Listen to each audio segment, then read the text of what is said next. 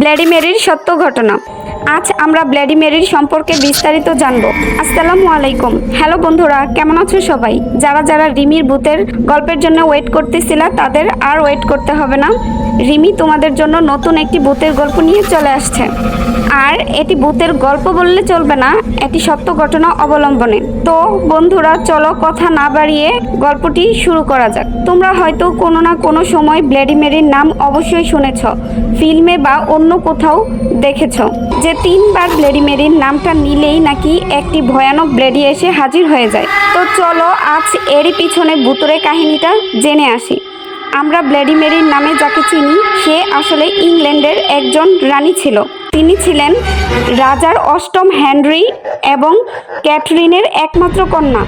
অষ্টম হেনরির দ্বিতীয় পক্ষের ছেলে পঞ্চম এডওয়ার্ড রাজা হেনরির মৃত্যুর পর এডওয়ার্ড ইংল্যান্ডের সিংহাসনে বসেন, কিন্তু তিনি এক বিরল রোগে মারা যান। মারা যাওয়ার আগে তার পিসিকে ইংল্যান্ডের উত্তরাধিকারী মনোনীত করে যান। এই ঘটনায় মেরি খুব রেগে যান, কারণ হিসেব মতে তার ভাইয়ের মৃত্যুর পর ইংল্যান্ডের সিংহাসন তারই প্রাপ্য।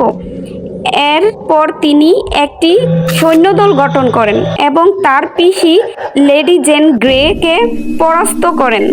এরপর মেরি ইংল্যান্ডের সিংহাসনে বসেন। সিংহাসনে বসেই তিনি তার পিসিকে মৃত্যুদণ্ড কার্যকর করেন।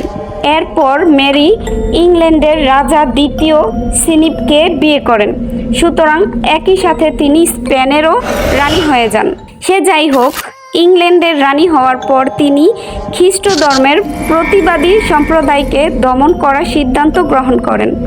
তিনি প্রতিবাদী সম্প্রদায়ের সদস্যদের হত্যা করার পরিকল্পনা গ্রহণ করেন। এরপর তিনি তাদের একে একে হত্যা করতে থাকেন। তিনি একা রাষ্ট্র এক দেশ এই আদর্শে সমগ্র দেশকে পরিচালনা করতে চেয়েছিলেন।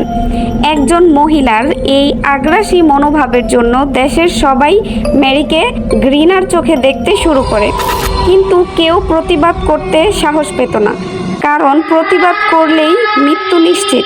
আবার অনেকের মধ্যেই একটি লোককথা প্রচলিত আছে যে মেরি নাকি যখন স্নান করতেন তখন তিনি নাকি জলের বদলে রক্ত দিয়ে স্নান করতেন। তবে সে যাই হোক, আমরা আসল আলোচনায় আসি। মেরির কোনো সন্তান ছিল না।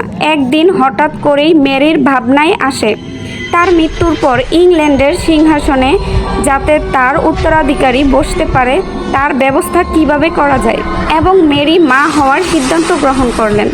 তবে এবার মেরির আগ্রাসী মনোভাব পাল্টে গিয়ে মানবদরদী মূর্তি দেখা দিতে শুরু করেন। যখনই মেরির সন্তান নেয়ার সময় হয়ে এলো, কাকতালীয়ভাবে মেরির গর্ভ থেকে সন্তান জন্ম হলো না। এই ঘটনায় সবাই আশ্চর্য হয়ে যায়। এই ঘটনার কিছুদিন পর মেরির পেট আবার আগের মতোই সমান হয়ে যায়। আমরা জানি যে মা যখন গর্ভবতী থাকেন তখন তার পেটের আকার বেড়ে যায়।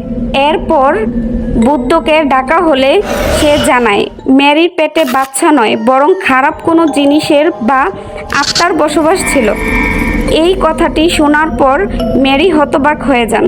এরপর মেরি আর একবার গর্ভবতী হন, কিন্তু এইবারও ঠিক আগের মতনই ঘটনা ঘটল। কিন্তু এইবার মেরির স্বাস্থ্য পুরো ভেঙে গেল। কিছুদিন পর মেরি মারা গেল। পরপর 2 বার এমন ঘটনা ঘটে যাওয়ায় রাষ্ট্রের মানুষ তাকে খারাপ চোখে দেখতে শুরু করলো। নিজের স্বার্থের জন্য অসংখ্য মানুষকে হত্যা করার জন্যই এমনটি হয়েছে বলে মানুষের মধ্যে ছড়িয়ে যায়। যেহেতু মেরি রক্ত নিয়ে খেলা করতে বেশি ভালোবাসতো এবং অনেক নিরীহ প্রাণকে হত্যা করেছিল, সেহেতু রাষ্ট্রের মানুষেরা তাকে ব্লাডি মেরি নাম দেয়। মানুষের মধ্যে প্রচলিত আছে যে ডেলি আওয়ার শুরু হওয়ার পর থেকেই যদি কোনো অন্ধকার ঘরে মোমবাতি জ্বালিয়ে 3 বার ব্লাডি মেরি নাম বলা হয়, তাহলে সাথে সাথেই নাকি সেখানে ব্লাডি মেরির আত্মা উপস্থিত হয়ে যায় এবং নানা ভূতের কার্যকলাপ শুরু করে দেয়। প্রচলিত ভিন্ন ঘটনা শোনা যায় যে একদিন ইংল্যান্ডেরই একজন লোক তার বাথরুমের আয়নার সামনে দাঁড়িয়ে 3 বার ব্লাডি মেরির নাম নেয়। কিন্তু কিছুক্ষণ পর নাকি সেখানে ব্লেডি মেরির আত্মা চলে আসে। এরপর সে যখনই আয়নার সামনে মুখ দেখতে যায় তখনই একটি মেয়ের মুখ ভেসে ওঠে। মেয়েটি দুটি চোখ দিয়ে রক্ত গড়িয়ে পড়ছে। এই ঘটনাটি দেখে সেই ব্যক্তিটি আতঙ্কিত হয়ে যায়। এরপর আয়না থেকে সে ডাইনি মেয়েটি বেরিয়ে এসে নাকি লোকটির চোখ উপড়ে নেয়, তবে ভাগ্যক্রমে লোকটি বেঁচে যায়। এই রকম অনেক ঘটনার উদাহরণ রয়েছে এই পৃথিবীতে। ব্লেডি মেরির যে ঘটনাটি তোমাদেরকে বলেছি সেটা সম্পূর্ণ সত্য ঘটনা। তো বন্ধুরা, তোমাদের কাছে কি মনে হয় এখনো মোমবাতি জ্বালিয়ে ব্লেডি মেরির নাম 3 বার নিলে তার আত্মা কি সত্যিই আসবে? তোমরা চাইলে ট্রাই করে দেখতে পারো, তবে আমি বলবো ট্রাই না করাটাই ভালো। যদি সত্যি এসে পড়ে তাহলে লাইফ রিস্ক হতে পারে। তো বন্ধুরা, আমার আজকের সত্য ঘটনা যদি তোমাদের ভালো লেগে থাকে তাহলে আমার চ্যানেল রিমির ভূতের আড্ডায় থাকতে ভুলবে না।